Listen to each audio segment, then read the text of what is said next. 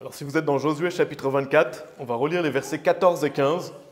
La Bible dit, donc Josué parle, « Maintenant donc craignez le Seigneur et servez-le en sincérité et en vérité, et ôtez les dieux que vos pères ont servis de l'autre côté du fleuve et en Égypte, et servez le Seigneur. Et s'il vous semble mauvais de servir le Seigneur, choisissez aujourd'hui qui vous voulez servir, ou les dieux que vos pères qui étaient de l'autre côté du fleuve ont servi, ou les dieux des Amorites dans le pays desquels vous demeurez, mais quant à moi et ma maison, nous servirons le Seigneur. » Et le titre du message aujourd'hui, c'est « Prendre position ». Le fait de prendre position, et c'est un vaste sujet. Je vais faire seulement quelques points aujourd'hui. Vraiment, je vais me focaliser sur certains aspects du fait de prendre position, parce qu'il y aurait beaucoup de choses à dire à ce sujet. Et pour rappel, ce message d'aujourd'hui, il fait partie d'une série de 4 messages que j'ai commencé. Donc j'ai commencé il y a 3 semaines environ, un message qui s'appelait « Comment être un homme selon le cœur de Dieu ». Si vous vous rappelez, j'avais fait un message là-dessus. Là, c'est le deuxième message, le fait de prendre position. Et il y aura 2 autres messages, un sur le leadership, un sur les followers, donc ceux qui suivent, bien sûr. Et dans le précédent message, comment être un homme selon le cœur de Dieu, on était beaucoup allé dans 1 Samuel chapitre 13, et on avait vu plusieurs parties, notamment en fait comment éviter de ne pas être un homme selon le cœur de Dieu. Donc on avait vu l'exemple de Saül qui justement a échoué dans le fait d'être un homme selon le cœur de Dieu, et à l'inverse, David, qui est décrit comme un homme selon le cœur de Dieu. Et pour rappel, il y avait 4 parties dans ce message. On avait vu que Saül était incapable de contrôler son insécurité. On avait vu que Saül n'était pas fiable, donc il chutait sous la pression. On avait vu que Saül était incapable aussi de prendre ses responsabilités. Et on avait vu la notion de servir les autres. Donc aujourd'hui, on va voir cette notion de prendre position. Et ce message d'aujourd'hui va compléter le précédent message. Donc j'ai fait un message sur comment être un homme selon le cœur de Dieu. Vous allez voir, il y a des choses qui complètent. Notamment, je vais reparler du fait d'être insécure, donc la personnalité insécure. Je vais revenir un peu là-dessus. Je pense que c'est important de développer un peu plus ce point. Et parce que si Saül a échoué dans le fait de prendre position pour Dieu et pour l'homme de Dieu, parce qu'on voit qu'il a aussi échoué à prendre position pour Samuel, il n'a pas gardé le commandement que Samuel lui avait donné, c'est aussi en grande partie parce qu'il était insécure. Et donc vous allez voir, il y a un lien entre le fait d'être insécure et le fait de prendre position. Si vous avez cette attitude insécure, vous allez avoir du mal à prendre position pour Dieu, prendre position pour l'homme de Dieu. Donc c'est ça qui a fait qu'il a pris une mauvaise décision, notamment, et c'est ça qu'il a pris une mauvaise position. En prenant une mauvaise décision, il a pris une mauvaise position. Et nous, on veut prendre une bonne position. Amen. Alors je vais particulièrement parler aujourd'hui du fait d'être tranchant, de ne pas être un chrétien tiède, et je vais parler aussi donc, de le type de personnalité insécure. Donc si vous êtes dans Josué chapitre 24, on vient de relire versets 14 et 15, c'est vraiment un fameux passage, je pense que vous connaissez, quand Josué dit « Mais quant à moi et ma maison, nous servirons le Seigneur ». Donc on voit que Josué, il prend position, n'est-ce pas? Il prend position dans ce passage. Il dit, on va servir le Seigneur. Et là, dans ce contexte, Josué est le leader. C'est lui qui était en charge de leader le peuple d'Israël dans la terre promise. C'est lui qui a mené, il a gagné de nombreuses batailles. Josué était un grand leader. C'était un grand leader, un bon leader sur lequel on peut prendre exemple. Mais sachez que Josué, avant d'être un leader, il a été un bon suiveur. Parce que si vous connaissez l'histoire, Josué suivait Moïse. Moïse était un grand leader. Josué a suivi Moïse et Josué est devenu ce grand leader. Avant, il était un grand suiveur. Et ça, c'est valable pour tout le monde. Si vous voulez être un grand leader, soyez un grand suiveur. Donc si vous voulez être un grand leader, soyez un grand suiveur. C'est le cas de Josué. Josué a commencé avec Moïse, il a servi Moïse, il a été humble et à un moment donné, Dieu l'a élevé, c'est lui qui est devenu le leader. Et on voit que c'était un grand leader. Donc ce passage en Josué chapitre 24, c'est à la fin de sa vie. On vient de lire ce chapitre. Vous voyez qu'à la fin du chapitre, Josué va mourir. Et on peut voir que Josué, il a pris position pour le Seigneur tout au long de sa vie, jusqu'à sa mort, n'est-ce pas? C'est-à-dire que jusqu'à sa mort, Josué avait décidé qu'il allait prendre position pour Dieu. Et il veut transmettre ça aux autres, il veut transmettre son zèle pour le Seigneur. Et c'est ce qu'on veut pour nous aussi, n'est-ce pas? On veut prendre position pour Dieu jusqu'à la fin de notre vie, comme Josué, jusqu'à nos derniers jours. Et on veut en plus être un bon modèle pour les futures générations. Josué n'a pas laissé les futures générations sans montrer l'exemple qu'il fallait suivre. Et donc là, dans ce passage, il est question de servir le vrai Dieu et non les faux dieux, parce que Josué, il tranche entre le vrai Dieu et les faux dieux. Donc il tranche clairement entre, il y a un vrai Dieu, il y a des faux dieux. Et c'est des faux dieux avec un petit d. Et c'est ce qu'on doit faire, n'est-ce pas? Le Dieu de l'hindouisme, le Dieu du bouddhisme, de l'islam, le Dieu des fausses chrétientés, que ce soit les orthodoxes, les catholiques, c'est pas le même Dieu que la Bible. Donc nous aussi, on doit être capable de trancher, de prendre position pour le vrai Dieu, et non pour les faux dieux. Et je ne vais pas développer ça beaucoup plus dans ce message, mais vraiment on voit ce contexte où il dit « choisissez entre les faux dieux ou le vrai Dieu ». Et dans ce passage de Josué 24, là où je veux vraiment me focaliser, pour qu'on puisse se l'approprier aujourd'hui, c'est le fait d'être tranchant, d'être bouillant pour le Seigneur. Et vous pouvez aller dans Éphésiens chapitre 6, donc le fait qu'on veut qu'on soit des chrétiens qui prennent position pour Dieu. Et donc comme je l'ai dit, ça va compléter le précédent message, comment être un homme selon le cœur de Dieu. On avait vu l'exemple de Saül qui a échoué à cela. Et une des raisons pourquoi il a échoué, c'est parce qu'il a échoué à contrôler son insécurité. C'est ce que je vais développer aussi dans la première partie. Donc première partie, prendre position pour Dieu. C'est la plus longue partie aujourd'hui. Le fait que l'on doit prendre position pour Dieu. Comme vous savez, on est dans une guerre spirituelle. J'ai déjà dit dans plusieurs messages, vous le savez, la Bible dit, on est engagé dans une guerre quand on est sauvé. Donc il n'y a pas de neutralité. Vous ne pouvez pas dire, moi je reste au milieu, je ne veux pas vraiment prendre part. Non, soit vous êtes avec Dieu, soit vous agissez contre Dieu. Il y a Dieu, il y a le diable, il y a le monde, il y a Dieu, il y a les enfants de Dieu, il y a les enfants du diable, il y a une guerre. Éphésiens chapitre 6, verset 12 nous dit « Car nous ne luttons pas contre la chair et le sang, mais contre les principautés, contre les pouvoirs, contre les dirigeants de l'obscurité de ce monde, contre l'immoralité spirituelle dans les hauts lieux. » Donc on voit qu'il y a une bataille, et c'est spirituel bien sûr. Ce n'est pas contre la chair et le sang, c'est une guerre spirituelle. Donc dans une guerre qui vous touche, vous ne pouvez pas dire que vous restez neutre. Ce n'est pas possible. C'est soit vous agissez avec Dieu, soit vous agissez contre Dieu. Donc vous devez choisir qui vous allez servir. Et c'est ça que Josué dit. Est-ce que vous allez choisir les faux dieux ou vous allez choisir le vrai Dieu? Parce que vous le vouliez ou non, une fois sauvé, vous êtes engagé dans l'armée de Dieu. Vous êtes engagé dans une guerre spirituelle. Si vous ne suivez pas Dieu, vous allez suivre le cours de ce monde, donc le diable. Et Josué exhorte le peuple justement à prendre position pour Dieu. Pas de neutralité. Quant à moi et ma maison, nous servirons le Seigneur. Donc on va voir plusieurs parties dans le fait de prendre position pour Dieu. La première sous-partie, je vais faire 3 sous-parties dans cette première partie, je vais revenir sur cette notion d'être insécure. Je vais vous redire un peu ce que c'est qu'être insécure. Ça se définit par qui n'est pas accompagné d'un sentiment de sécurité.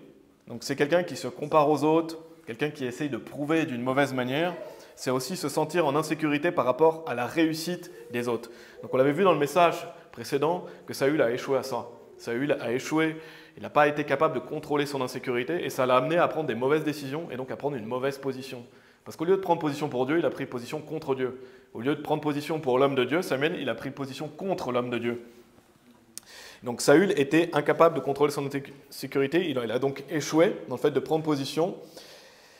Et comme je l'ai dit dans le premier message, je ne sais pas si vous vous rappelez, mais on lutte tous plus ou moins avec ça. On a tous plus ou moins ce sentiment insécure au fond de nous, peut-être que vous l'avez plus que quelqu'un d'autre. Et c'est pourquoi on doit le contrôler. Vous devez être capable de le contrôler, ce sentiment d'insécurité.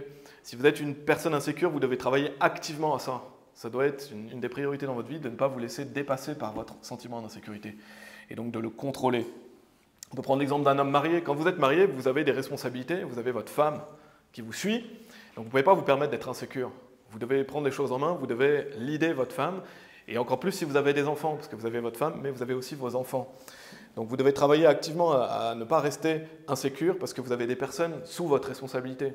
De même, une femme a ses enfants sous sa responsabilité. Donc elle doit aussi contrôler son sentiment d'insécurité. Pareil dans un travail. Peut-être que vous n'avez pas de femme, pas d'enfant, mais dans votre travail c'est pareil. Si Dieu permet que vous ayez des responsabilités, vous devez être une personne qui contrôle son insécurité. Sinon vous êtes un très mauvais responsable. Donc souvenez-vous, si vous voulez être un homme ou une femme sur le cœur de Dieu, vous devez contrôler votre insécurité. Et je vais vous donner quelques points d'une personne insécure que j'ai trouvée sur Internet. J'ai fait des recherches à ce sujet et je vais revenir sur certains de ces points. Donc là, je vous donne tous les points. Donc qu'est-ce que c'est qu'une personne insécure? Tenter d'être le meilleur en se comparant aux autres, peut même rabaisser quelqu'un afin de s'élever soi-même, vouloir prouver d'une mauvaise manière, être compétitif envers les autres dans le but de prouver aux autres sa valeur, recherche excessive de l'attention des autres et de leur approbation, vouloir la reconnaissance des autres en mettant en valeur ses propres accomplissements.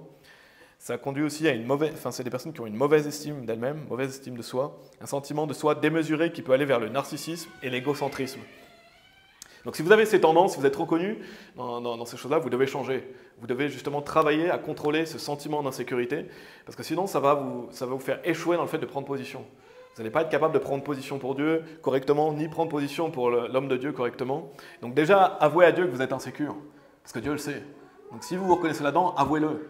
Avouez-le, priez pour que Dieu vous aide à changer petit à petit, que vous preniez ça vraiment au sérieux. Et une des meilleures manières aussi de vaincre votre insécurité, c'est déjà de l'admettre que vous l'êtes. Donc déjà, admettez-vous que vous l'êtes, n'essayez pas de cacher ces choses. Admettez-vous que vous avez cette tendance insécure et travaillez à vous améliorer par l'Esprit. Amen. Donc on va revenir sur certains de ces points que je viens de nommer. Premier point, tenter d'être le meilleur en se comparant aux autres peut rabaisser quelqu'un afin de s'élever soi-même. Et vous pouvez aller dans 2 Corinthiens chapitre 10, si vous voulez. 2 Corinthiens chapitre 10.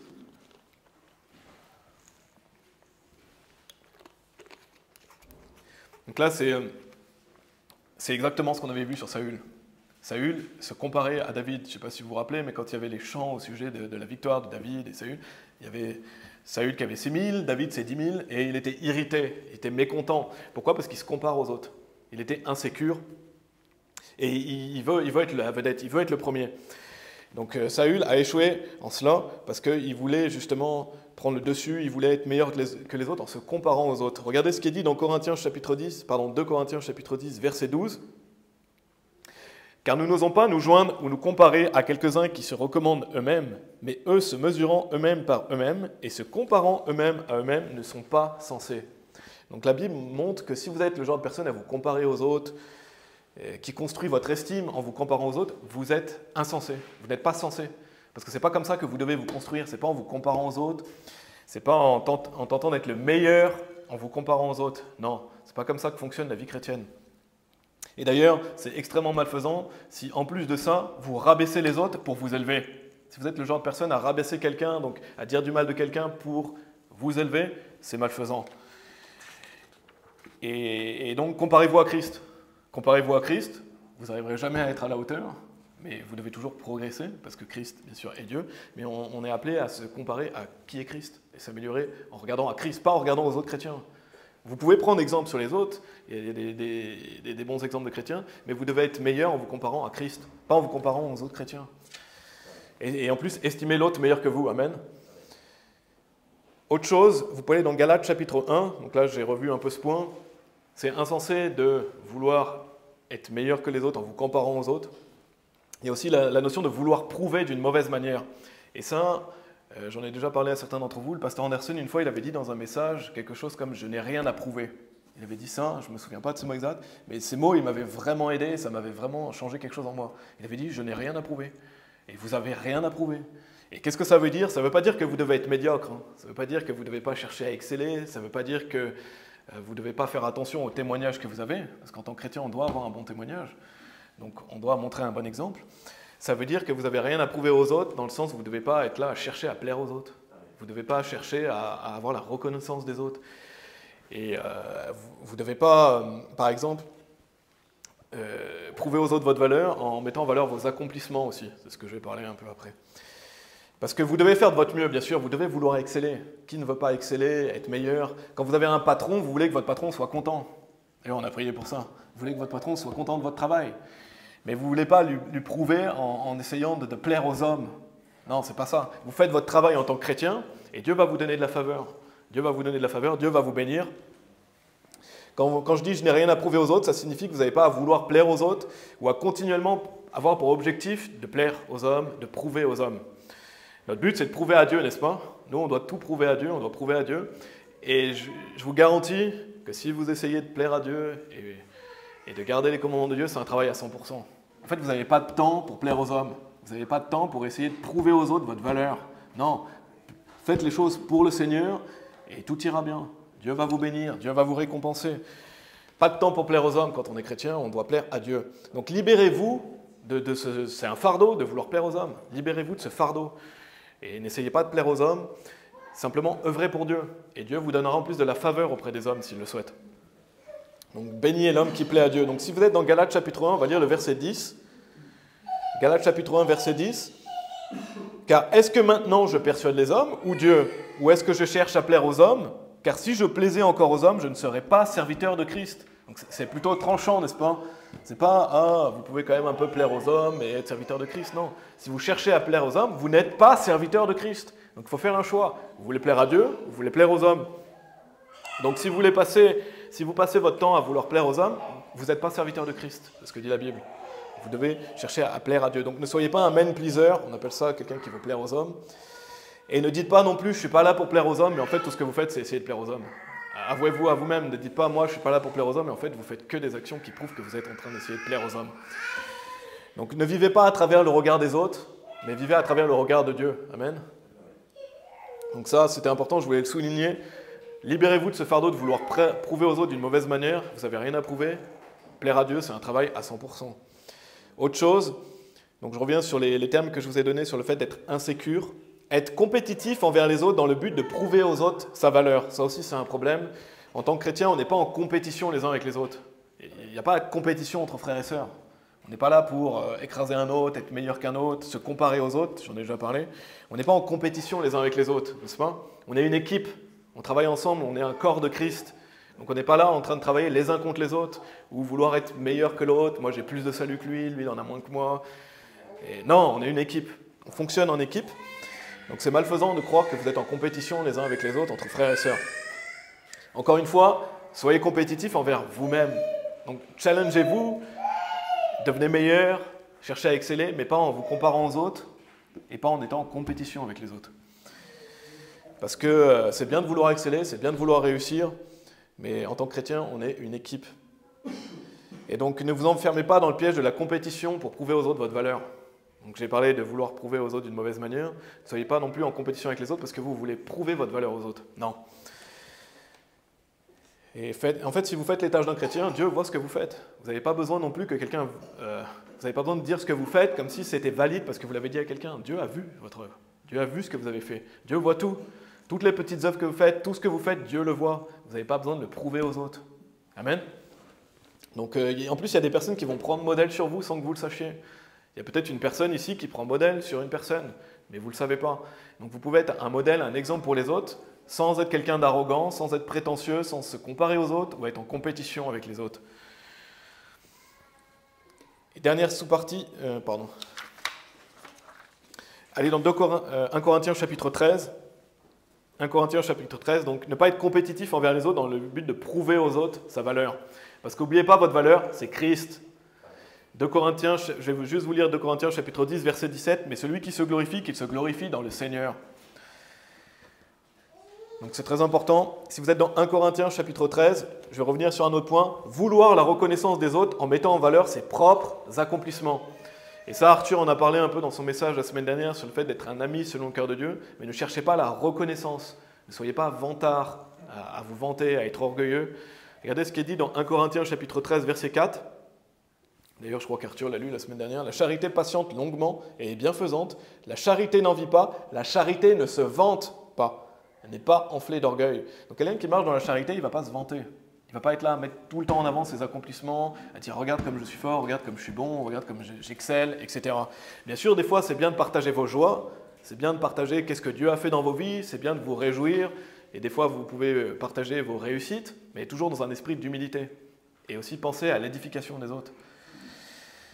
Donc, partager ses accomplissements pour vouloir la reconnaissance des autres, ce n'est pas ce qu'on doit faire en tant que chrétien. C'est de l'égocentrisme. En fait, ça veut dire que vous êtes centré sur vous. Vous parlez aux autres, mais en fait, vous pensez à vous et vous voulez vous élever. Et soyez pas dupes. Je pense que ça vous l'a déjà fait. Mais quand vous voyez quelqu'un se vanter, vous avez déjà vu quelqu'un qui se vante, ça se voit. Donc quand vous vous vantez, dites-vous que les autres, ils sont en train de voir que vous êtes en train de vous vanter. Et vous passez pour un idiot. Quand vous êtes en train de vous vanter devant les autres, vous passez pour un idiot. Donc arrêtez ça. Les autres le voient que vous êtes en train de vous vanter, en train de vous mettre en valeur. Et c'est vraiment une attitude nauséabonde et stupide que de vouloir se vanter. Et Dieu le montre dans sa parole. Ne soyez pas orgueilleux, ne soyez pas vantards. Les autres sont en train de voir que vous vous vantez. Donc réfléchissez bien que l'autre il est en train de le voir et vous passez pour un total idiot. Et un bon proverbe à apprendre par cœur, pareil, Arthur l'avait dit, proverbe 27, verset 2, laisse un autre homme te louer et non ta propre bouche, un étranger et non tes propres lèvres. Donc ne soyez pas en train de vous louer vous-même, laissez quelqu'un d'autre le faire. Et ça, c'est un bon principe à apprendre à nos enfants. Parce que vous allez voir, les enfants, quand ils grandissent, ils vont se louer, ils vont se mettre en valeur.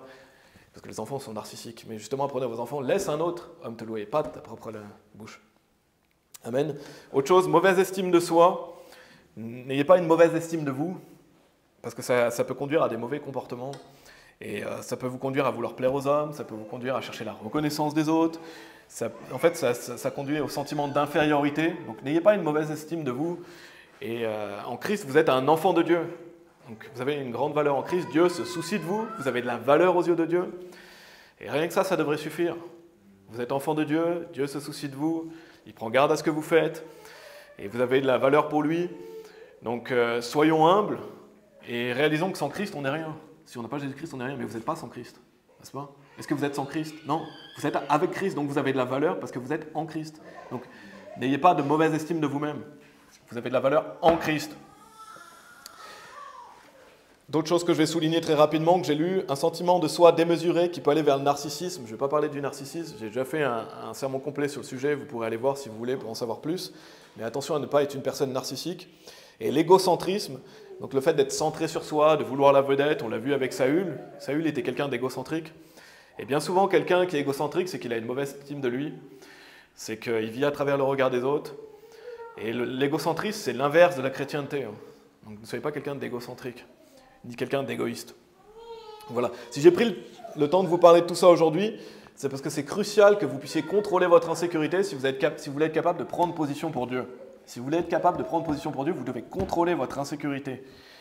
Et on veut avoir un comportement chrétien. Parce que regardez où ça a mené Saül. Vous avez vu où Saül a fini? Parce qu'il n'était pas capable de contrôler son insécurité. Donc c'est vraiment important. Prenez ça vraiment au sérieux. Si vous avez cette tendance, ça peut vous conduire à échouer dans le fait de prendre position pour Dieu et pour l'homme de Dieu. C'est ce que je vais voir, ce que je vais vous dire dans la deuxième partie. Ça, c'était la première sous-partie, prendre position pour Dieu. Je ne vais pas en parler, mais je pourrais faire une autre sous-partie qui est le fait de prendre position pour Dieu et non pour le monde. Ce sera un sujet complet aussi, le fait de prendre position et pas pour le monde. Donc en tant que chrétien, on est appelé, on est dans le monde, mais on veut plaire à Dieu, on ne veut pas plaire au monde. Et vous pouvez aller dans Apocalypse chapitre 3. Donc prendre position pour Dieu, si vous avez cette attitude insécure comme l'a eu avec Saül, vous devez contrôler ça, vous devez travailler à ça. On doit prendre position pour Dieu et non pour le monde. Et dernière sous-partie de ce premier point, c'est le fait de ne pas être tiède. Si vous êtes dans Apocalypse chapitre 3, on va lire des versets 14 à 19. Ne soyez pas un chrétien tiède. Apocalypse chapitre 3, versets 14 à 19. La Bible dit « Et à l'ange de l'église des Laodicéens écrit : Ces choses, dit l'Amen, le fidèle et véritable témoin, celui à l'origine de la création de Dieu, je connais tes œuvres, que tu n'es ni froid ni chaud. J'aurais voulu que tu sois froid ou chaud. Ainsi donc, parce que tu es tiède et ni froid ni chaud, je te vomirai hors de ma bouche. Parce que tu dis, je suis riche et j'ai accru mes biens et je n'ai besoin de rien. Et tu ne sais pas que tu es lamentable et misérable et pauvre et aveugle et nu. Je te conseille d'acheter de moi de l'or éprouvé par le feu afin que tu puisses être riche et un habillement blanc afin que tu puisses être vêtu et que la honte de ta nudité ne paraisse pas et d'oindre tes yeux de collyre afin que tu puisses voir. Tout ce que j'aime, je reprends et châtie. Sois donc zélé et repens-toi. Donc là, c'est le Seigneur Jésus-Christ qui écrit directement à une église, à l'ange de l'église des Laodicéens, donc il écrit à un pasteur, et cette lettre s'adresse à une église. Et on voit que Dieu parle de température, il parle de froid, chaud, tiède dans ce passage, si vous avez noté. Donc on pourrait se demander pourquoi Dieu veut qu'on soit froid. Parce que quand vous lisez le passage, il est dit « j'aurais voulu que tu sois froid ou chaud ». Pourquoi Dieu dit « il voudrait que quelqu'un soit froid ». Je crois que c'est parce que ça parle de l'utilité d'un chrétien dans le royaume de Dieu. Donc quand vous pensez, par exemple, quand il fait chaud, il est bon pour vous de boire un verre d'eau froide, vous êtes d'accord? Quand il fait froid, il est bon pour vous de boire un verre d'eau chaude. Mais ce qui est tiède, ça n'a pas vraiment d'utilité quand on a froid ou quand on a chaud. Donc en fait, quand Dieu parle ici du fait d'être tiède, il parle du fait que vous n'avez pas d'utilité, en fait. Que vous êtes comme un verre d'eau tiède dont vous avez envie de vomir quand vous le buvez parce que, par exemple, vous avez chaud, parce que vous avez froid. Donc ça parle de l'utilité, et bien sûr, ça parle non seulement de ça, mais ça parle aussi, il est dit, parce que tu dis, je suis riche et j'ai accru mes biens et n'ai besoin de rien. Donc un chrétien tiède, c'est quelqu'un qui vit un peu dans le monde et qui fait comme s'il servait Dieu, mais il a un cœur partagé, en fait. C'est quelqu'un qui vient, par exemple, à l'église, il fait les activités de l'église, mais il n'est pas vraiment là, en fait. Vous avez déjà vu, je pense, ce genre de personnes, ils sont là, mais ils ne sont pas vraiment là. Donc en fait, ils sont tièdes, ils ne sont pas bouillants. Et c'est ça un chrétien tiède, c'est un chrétien qui est apathique. C'est quelqu'un qui pourrait se dire, ouais, je viens, mais je ne suis pas vraiment là, en fait. Je ne suis pas vraiment investi, je ne suis pas vraiment zélé. J'aime bien les choses de Dieu, mais voilà, j'aime bien avoir un pied dans le monde aussi. C'est quelqu'un qui a un cœur partagé. Quelqu'un qui n'est pas zélé. C'est pour ça que Jésus dit, sois donc zélé et repens-toi. Donc si vous avez cette attitude de tiède, repentez-vous. Justement, fortifiez-vous et devenez zélé pour Dieu. Prenez position pour Dieu. C'est ça le titre du message. Donc quelqu'un de tiède, il n'est pas zélé. Il ne prend pas pleinement position pour Dieu. Il a un cœur partagé. Jésus lui dit, repens-toi, change. Attention de ne pas être un chrétien tiède. Et un chrétien tiède, c'est quelqu'un de sauvé. Des gens qui vont vous faire croire à travers ce passage que c'est quelqu'un qui n'est pas sauvé, mais c'est quelqu'un qui est clairement sauvé. Parce qu'il dit tout ce que j'aime. Donc c'est quelqu'un que Dieu aime parce que c'est une personne sauvée. Donc soyez tranchants, prenez position pleinement pour Dieu, comme Josué a dit, quant à moi et ma maison, nous servirons le Seigneur. Parce que quelqu'un qui est tiède, ça donne envie de vomir. Et c'est ce que Dieu montre dans ce passage. Il dit, je te vomirai hors de ma bouche. Donc quelqu'un qui est mou, qui est là, mais pas vraiment là, ça donne envie de vomir, ça donne la nausée. Et c'est comme ça que Dieu voit un chrétien tiède. Ça lui donne envie de vomir. Et quelqu'un qui ne prend pas position pour Dieu, par exemple, qui va avec le cours de ce monde, ça donne envie de vomir. C'est écœurant, parce qu'on a envie que les chrétiens prennent position pour Dieu. Et au-delà de ça, quelque chose que je veux souligner aussi, quand quelqu'un de malfaisant intègre une église ou un groupe, et que cette personne est prouvée malfaisante, qu'il y a des preuves, que quelqu'un a écarté d'un groupe, ne soyez pas tiède, prenez position pour Dieu. Donc ne soyez pas le genre de chrétien à vous dire « ouais, je ne sais pas trop, je ne sais pas vraiment si cette personne est vraiment mauvaise ». Si la personne a été prouvée mauvaise, prenez position. Arrêtez d'être mou, arrêtez d'être soft, arrêtez d'être tiède, parce que ça donne à Dieu envie de vomir. Donc prenez position. S'il y a quelqu'un dans notre groupe qui vient et qui est écarté parce qu'il est mauvais et que vous le savez, prenez position. Soyez pas à trouver des excuses ou à vous dire « non, moi je suis trop spirituel pour juger, je ne sais pas trop ». Non, vous devez prendre position. Les hommes de Dieu, et il y a plein d'hommes de Dieu et de femmes dans la Bible qui prennent position. Il n'y a pas de neutralité, je vous l'ai dit, dans une guerre spirituelle. Et bien sûr, quand je vous parle de quelqu'un de malfaisant qui est écarté, je ne parle pas d'un frère ou d'une sœur. Je ne parle pas de quelqu'un qui a fait un péché de 1 Corinthiens 5, par exemple, un frère ou une sœur qui est dans la fornication, qui est écarté. On espère que cette personne se repente, on espère que cette personne revienne. Mais vous devez quand même ne pas avoir de contact avec cette personne le temps qu'elle est écartée, parce que cette personne a été écartée pour une bonne raison. Donc si un frère ou une sœur est écarté du groupe, ne soyez pas à voir cette personne en dehors et lui dire « t'inquiète pas, c'est pas si grave ». Non, justement cette personne doit avoir honte pour se remettre en règle avec Dieu et revenir, c'est ce qu'on espère. Quand je vous dis de prendre position pour Dieu contre la personne perverse qui a été écartée, je parle de quelqu'un qui est prouvé que ce n'est pas un frère ou une sœur, c'est quelqu'un qui est venu là pour détruire. Et il y a des gens comme ça. Donc cessez d'être tiède, ça donne envie de vomir, prenez position pour Dieu.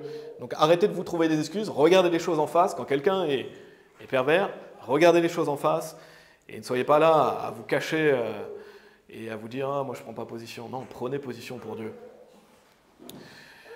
Et quelqu'un d'insécure aura cette tendance à ne pas prendre position.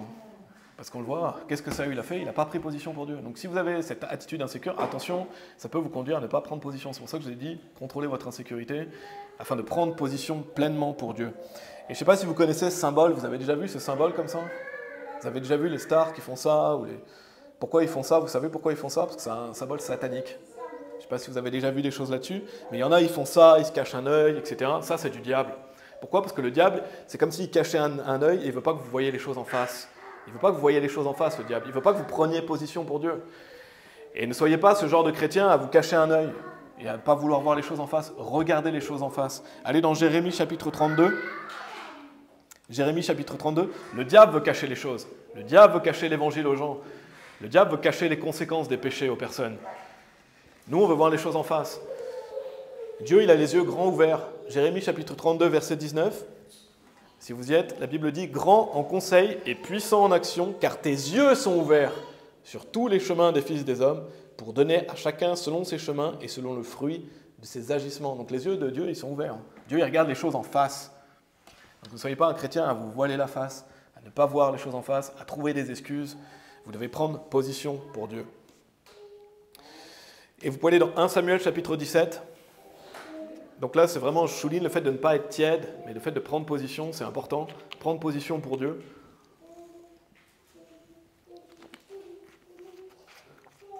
Et si vous voulez être un homme ou une femme selon le cœur de Dieu, vous devez regarder les choses en face. Vous devez prendre position. Et souvenez-vous, qui est appelé un homme selon le cœur de Dieu?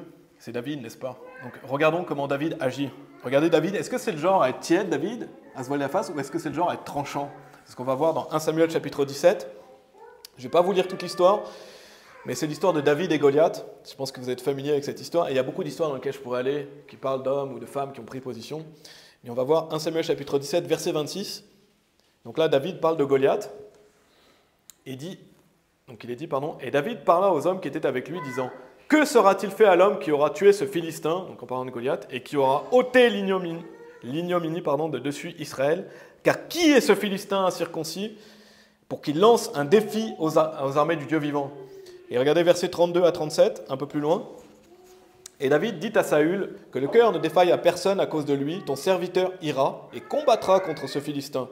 Et Saül dit à David, tu n'es pas capable d'aller contre ce Philistin pour combattre contre lui, car tu n'es qu'un jeune homme, et lui un homme de guerre depuis sa jeunesse.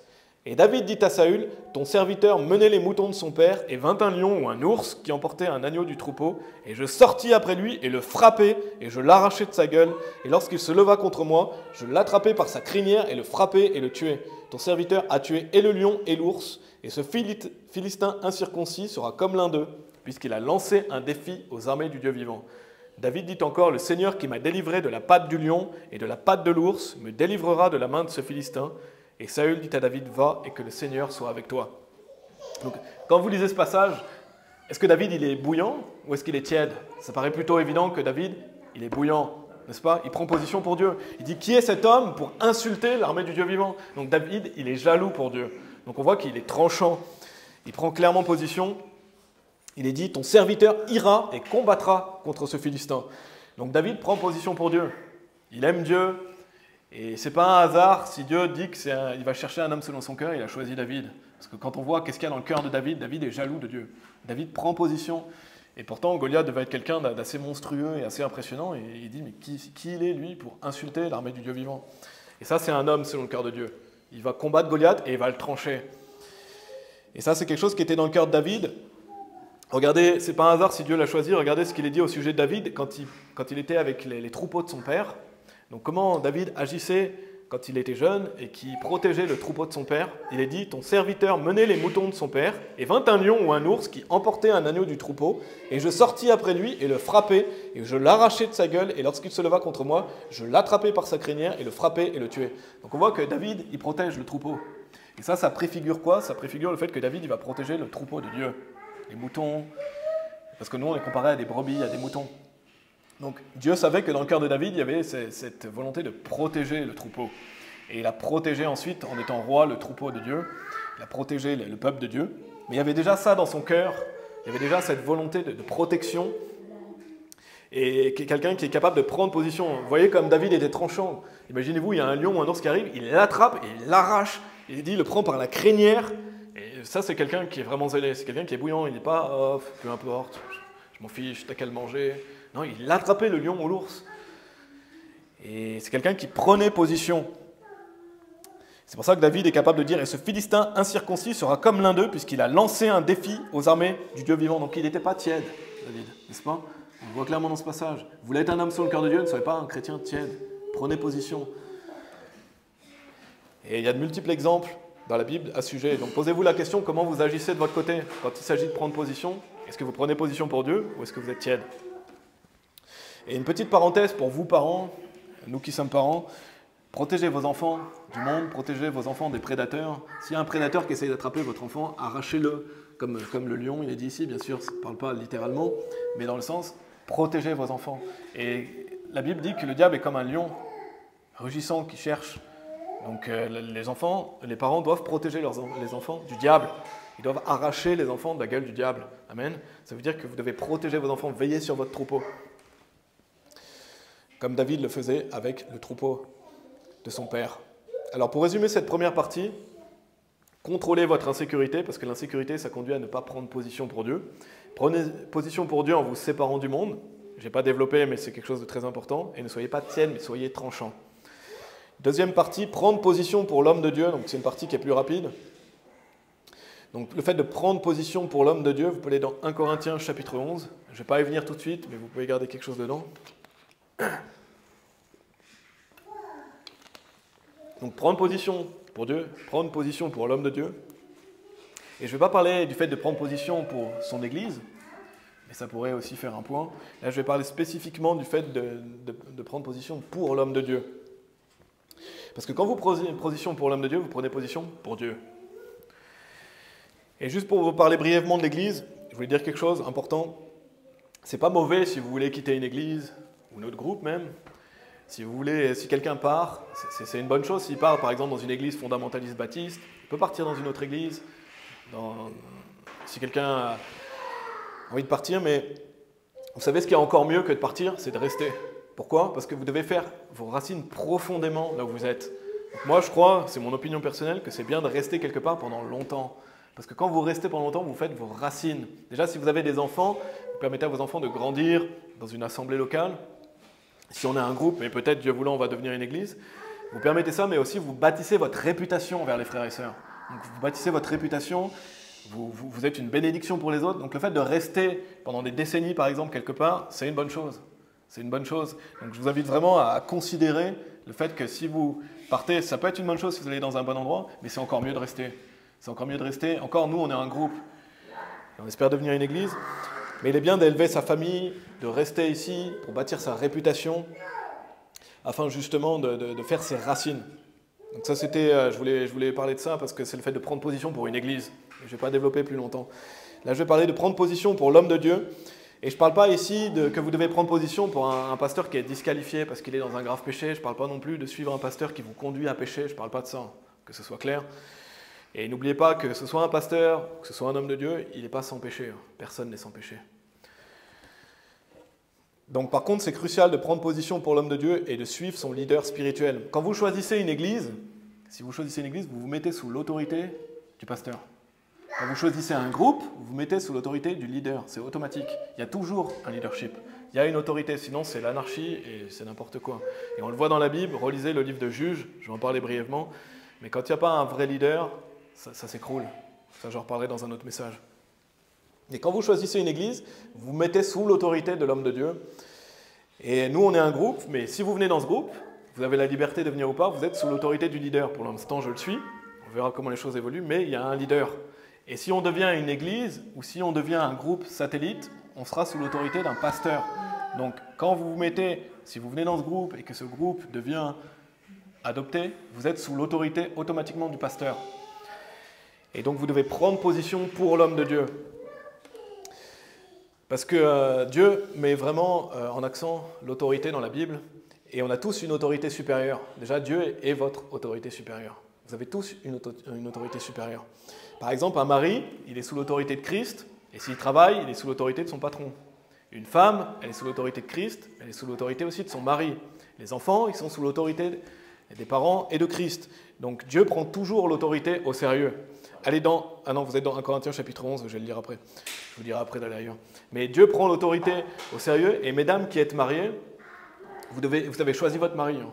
Vous l'avez choisi. Donc la Bible dit que quand vous êtes mariés, c'est jusqu'à la mort. Vous l'avez choisi. Et en épousant quelqu'un, et c'est valable pour toute jeune femme qui écoute, quand vous mariez quelqu'un, vous vous mettez sous son autorité. Parce qu'une femme doit être soumise à son mari. Et c'est pour ça que c'est important de bien choisir, parce qu'une fois que vous êtes marié, vous êtes sous l'autorité de votre mari. Il est le leader spirituel. Et réalisez que c'est vous qui avez choisi. Donc les gens qui essaient de trouver des excuses pour divorcer, vous avez choisi. Vous devez aller avec cette personne jusqu'à la mort. Vous avez choisi, vous avez fait un vœu devant Dieu d'être fidèle. Et Dieu prend ça très au sérieux. Et ça implique tous les devoirs d'un couple marié. Quand vous êtes marié, vous avez des devoirs envers votre femme, des devoirs envers votre mari. Pareil, les enfants, Dieu vous a donné vos parents. Dieu vous les a donnés, donc vous êtes sous l'autorité de vos parents. Pareil, si vous êtes employé d'une entreprise. Si vous êtes employé d'une entreprise, vous avez signé un contrat, vous avez un patron. Donc en signant ce contrat, vous êtes mis sous l'autorité de votre patron, sous l'autorité de vos responsables. Et donc vous êtes sous contrat. Donc si vous n'êtes pas content de là où vous travaillez, taisez-vous ou partez. C'est pas je vais essayer de remonter les gens contre mon responsable. Non, vous taisez ou vous partez. Vous pouvez changer de travail. Cherchez un travail où vous pourrez respecter votre patron. Mais tant que vous êtes sous contrat sous une entreprise, vous êtes sous l'autorité de votre patron. Et ça, c'est extrêmement important. Dieu prend l'autorité très au sérieux. De même pour une église. Quand vous allez dans une église, vous avez choisi cette église, vous êtes sous l'autorité du pasteur.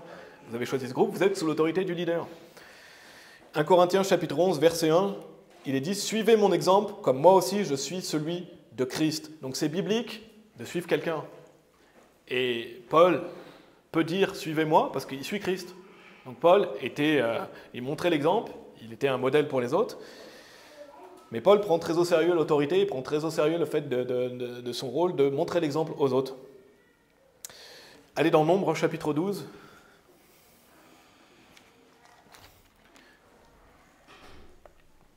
Donc le fait de prendre position pour l'homme de Dieu, sachez une chose, c'est ce que je veux souligner dans cette partie, c'est que Dieu va bien souvent vous juger si vous prenez position contre l'autorité. Si vous prenez la position contre l'autorité, Dieu va bien souvent vous juger. On va aller voir ça dans Nombre chapitre 12. C'est très important de prendre l'autorité au sérieux. Et donc de prendre position pour l'autorité. Donc par exemple, si vous prenez position pour l'homme de Dieu, vous prenez position pour l'Église, vous prenez position pour l'œuvre de Dieu. Et une Église qui a un pasteur, on doit prendre position pour le pasteur. Dans Nombre chapitre 12, c'est une histoire où il y a Myriam et Aaron qui vont parler contre Moïse. Et Moïse est le leader. Regardez ce qu'il est dit des versets 1 à 3. Nombre chapitre 12, versets 1 à 3. Il est dit « Et Myriam et Aaron parlèrent contre Moïse à cause de la femme éthiopienne qu'il avait épousée, car il avait épousé une femme éthiopienne. Et ils dirent, le Seigneur a-t-il en effet seulement parlé par Moïse? N'a-t-il pas parlé aussi par nous? Et le Seigneur l'entendit. Or cet homme, Moïse, était très docile au-dessus de tous les hommes qui étaient sur la surface de la terre. » Notez dans cette histoire, juste vraiment, regardez qu'il est dit Myriam et Aaron. Donc c'est important, Dieu ne donne pas par hasard cet ordre dans les prénoms. Il dit d'abord Myriam et après Aaron, parce que bien souvent, normalement, c'est Aaron et Myriam. Et je vais y revenir, mais notez vraiment que Myriam est donnée en premier. Et donc, notez ce qu'il est dit. Il est dit, et Myriam et Aaron parlèrent contre Moïse à cause de la femme éthiopienne qu'il avait épousée.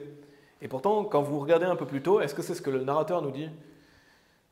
Pardon, non, excusez-moi. Il est dit, et ils dirent, le Seigneur a-t-il en effet seulement parlé par Moïse? Donc on voit que Myriam et Aaron sont en colère contre Moïse, en prétextant, en disant, voilà, le Seigneur a-t-il en effet parlé que par Moïse? Mais pourtant, le narrateur, il nous dit qu'en fait, ils sont en colère parce que Moïse a épousé une femme éthiopienne. Donc en fait, il donne une fausse raison. La vraie raison, ce n'est pas la bonne raison pour laquelle ils sont en colère contre Moïse. Il cache la vraie raison, parce que le narrateur dit la vérité. Le narrateur nous dit ils sont en colère parce que, il parle contre Moïse parce qu'il a épousé une femme éthiopienne. Pourtant, Myriam et Aaron, ils sont là à dire Dieu n'a-t-il pas aussi parlé par nous? Et en fait, ce qu'il faut réaliser, et c'est comparable à une église, parce que Myriam et Aaron pourraient être des membres d'église, Moïse pourrait être le pasteur. Pourquoi ils donnent une autre raison? Pourquoi ils se plaignent contre Moïse et ils donnent une autre raison? Et vous savez pourquoi? C'est parce que bien souvent, quand les gens attaquent le leader, ou quand les gens quittent une église, ils ne vous donnent pas la vraie raison, en fait. Ils ne vous donnent pas vraiment la vraie raison. Quand quelqu'un va attaquer le leader, il va essayer de trouver quelque chose, mais ce n'est pas la vraie raison pour laquelle il attaque le leader. De même, quand quelqu'un quitte une église, bien souvent, il ne va pas vous dire c'est parce que, en fait, j'ai plus envie de servir Dieu, c'est parce qu'en fait, je suis tombé dans l'alcool, ou c'est parce que j'ai tel péché. Il ne va pas vous dire ça, il va vous dire regarde ce que le pasteur m'a dit, regarde ceci, regarde cela.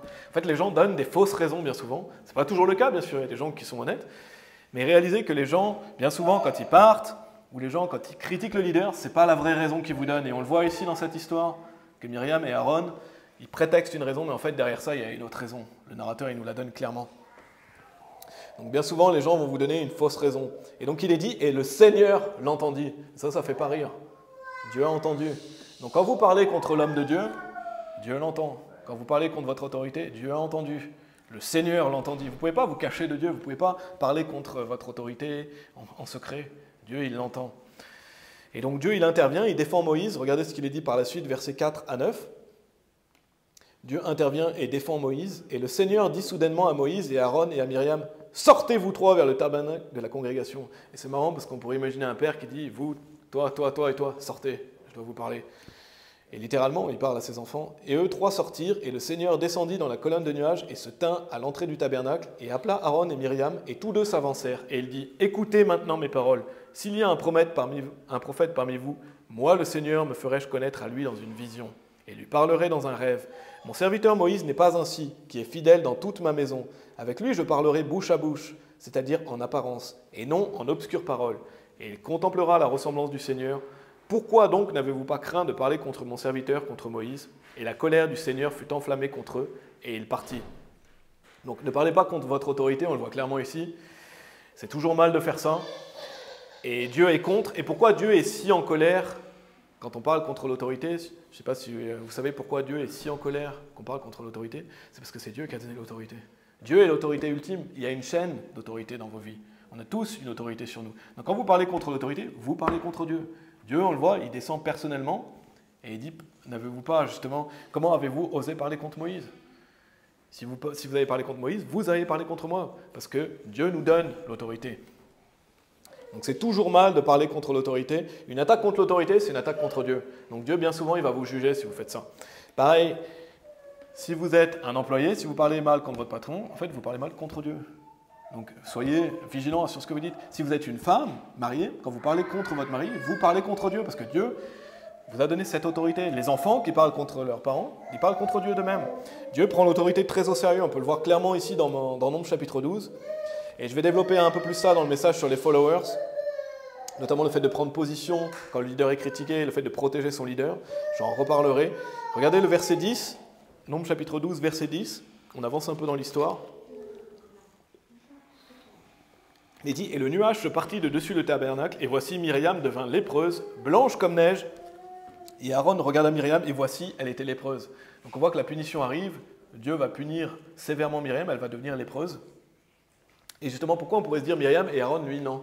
Parce que vous voyez que Myriam, elle devient lépreuse, et Aaron, il n'a pas de conséquences dans cette histoire. Et c'est pour ça que j'ai dit de bien retenir qu'il est dit Myriam et Aaron. Pourquoi? Parce qu'en fait, c'est certainement Myriam qui a entamé la dispute. C'est Myriam qui a entamé, les plaintes. Donc c'est certainement Myriam qui a embarqué son frère et qui lui a dit « Oh, Dieu n'a-t-il pas parlé ?» Donc en fait, c'était elle la fautive, c'est elle qui a embarqué son frère. Et on le voit, c'est quelque chose qui est fréquent chez Aaron, que ce n'est pas un bon leader, il suit les autres. Ici. Et donc ici, c'est certainement Myriam, c'est pour ça que Myriam est mentionnée en premier. C'est parce que c'est certainement elle qui a entamé les choses et Dieu l'a punie sévèrement. Donc Dieu lui donne la lèpre, donc elle est punie pendant 7 jours. Elle a été châtiée par Dieu en conséquence. Et la lèpre, ça symbolise le péché. Regardez versets 11 à 14. Et Aaron dit à Moïse, « Hélas, mon Seigneur, je t'implore, ne mets pas sur nous le péché lorsque nous avons agi absurdement. Et lorsque nous avons péché, ne la laisse pas être comme un enfant mort dont la chair est à demi consumée lorsqu'il sort de l'utérus de sa mère. » Alors Moïse cria au Seigneur, disant, « Guéris-la maintenant, ô Dieu, je t'implore. » Et le Seigneur dit à Moïse, « Si son père lui avait craché au visage, ne serait-elle pas honteuse pendant 7 jours? Qu'elle soit exclue du camp 7 jours, et après cela, qu'elle y soit reçue de nouveau. » Donc on peut voir que Dieu est vraiment en colère, n'est-ce pas? Et il dit, si son père lui avait craché au visage, ne serait-elle pas honteuse pendant 7 jours? Donc Dieu punit sévèrement Myriam, parce qu'en fait, en se rebellant contre l'autorité de Moïse, elle se rebellait contre Dieu. Et donc pourquoi je vous parle de cette histoire aujourd'hui? Parce qu'on a un excellent exemple ici dans la Bible, de personnes qui ne vont pas prendre position pour leur leader, mais contre leur leader. Et Dieu prend ça très au sérieux. Quand vous prenez position contre le leader, vous pouvez vous attendre que bien souvent Dieu va juger. Dieu va juger parce que Dieu vous donne une autorité. Donc ne soyez pas des gens à parler contre votre leader, contre votre pasteur. Ici, parlez contre l'autorité de Moïse, mais soyez plutôt prêts à défendre le leader. Soyez plutôt prêts à le protéger, à prendre position pour le leader. Un homme selon le cœur de Dieu, il prend position pour son leader. Ils prennent position contre Moïse en le critiquant, et Myriam finit châtiée par le Seigneur. Donc prenez position pour l'homme de Dieu et pas contre l'homme de Dieu. Et prenez position pour l'homme de Dieu de manière générale, et j'en reparlerai plus dans le message sur les followers. Vous pouvez retourner dans Josué chapitre 24, j'ai bientôt fini. Josué chapitre 24. Donc en conclusion, on a vu 2 parties aujourd'hui. Le fait de prendre position pour Dieu, donc le fait de contrôler son insécurité, le fait de prendre position pour Dieu et pas pour le monde, le fait de ne pas être un chrétien tiède. On a vu que David était un homme selon le cœur de Dieu parce qu'il était tranchant, il prenait position pour Dieu. Et on a vu dans cette deuxième partie que je pourrais bien plus développer aussi, c'est le fait de prendre position pour l'homme de Dieu. Donc on voit que Myriam et Aaron qui prennent position contre Moïse, Myriam va finir châtiée. Donc Dieu prend très au sérieux l'autorité. Et donc Josué chapitre 24, on va relire le verset 19. Et ça fait partie d'être un homme selon le cœur de Dieu. Vous voulez être un homme selon le cœur de Dieu, prenez position pour Dieu et pour l'homme de Dieu. Josué chapitre 24, verset 19. Et Josué dit au peuple, « Vous ne pourrez pas servir le Seigneur, car il est un Dieu saint, il est un Dieu jaloux, il ne pardonnera pas vos transgressions ni vos péchés. » Donc Josué dit, attention, vous voulez servir Dieu, il est saint et il est jaloux. Donc si vous prenez position pour Dieu, vous prenez position pour Dieu pleinement. Et vous prenez position aussi pour l'autorité qu'il vous a donnée. N'oubliez pas que si vous êtes insécure, vous serez incapable de prendre position correctement pour Dieu, donc vous devez contrôler votre insécurité. Et si vous êtes justement à vous comparer aux autres, comme on a vu, si vous êtes à vouloir la reconnaissance sur vous, la vedette, si vous n'êtes pas prêt à défendre l'homme de Dieu, vous êtes un homme selon votre propre cœur, pas selon le cœur de Dieu. Donc je vous encourage vraiment à méditer ça. Ne soyez pas des lâches non plus, regardez les choses en face, comme on l'a vu. Et c'est vraiment une bénédiction quand vous réfléchissez d'être capable de prendre position pour Dieu. Quelle bénédiction de dire non, quant à moi et ma maison, nous servirons le Seigneur. On a le choix de prendre position pour Dieu. On a le choix de servir Dieu. Et Dieu, c'est le Créateur. Et c'est une manière de lui prouver votre amour pour lui quand vous prenez position pour lui. David, qu'est-ce qu'il prouve quand il va affronter Goliath? Qu'il aime Dieu, il est jaloux pour Dieu parce qu'il l'aime. Parce que c'est un homme selon le cœur de Dieu. Et donc il était tranchant, il n'était pas passif. Il n'était pas juste neutre, moi je sais pas trop. Non, il a pris position, il était tranchant. Il était capable de prendre des animaux qui sont féroces. Imaginez-vous face à un ours ou un lion. Il était capable de protéger un agneau du troupeau, un mouton, devant un animal féroce. Pourquoi? Parce qu'il avait déjà ça dans le cœur, cet instinct de protection. Donc montrez votre amour à Dieu en prenant position pour lui, en prenant position pour l'homme de Dieu. Amen. On va prier. Merci Seigneur. Merci Père parce que ta parole nous guide. Seigneur, on serait bien incapable de faire les choses correctement si tu ne nous avais pas donné ta parole. Et on a ta parole pour savoir qu'est-ce que tu attends de nous. On prie vraiment Seigneur si quelqu'un d'entre nous ou si chacun d'entre nous luttons avec un sentiment d'insécurité, je te prie que nous puissions progresser et travailler à cela, que tu nous aides Seigneur, que nous puissions être capables de contrôler notre insécurité, que nous ne fassions pas le même chemin que Saül. On voit comment il a terminé. Voilà, on va être capable de prendre position pour Dieu. Pour toi, Seigneur, on va être capable de prendre position en étant bouillant, zélé, pas un chrétien tiède. Seigneur, on est dans un combat spirituel, on est engagé. Et je te prie aussi de nous aider à toujours respecter l'autorité, à mettre en valeur ça. Seigneur, tu nous dis de craindre l'autorité. Parce que quand on se rebelle contre l'autorité, on se rebelle contre toi. Donc c'est des choses à prendre très au sérieux. On voit la conséquence qu'il y a eu avec Myriam et Aaron. Donc je te prie, aide-nous, Seigneur. Elle est une bénédiction pour le leader, quel qu'il soit, dans nos vies respectives. Et voilà, je prie pour que tu bénisses notre groupe ici et que tu guides toutes choses pour la suite. Au nom de Jésus-Christ, on prie. Amen.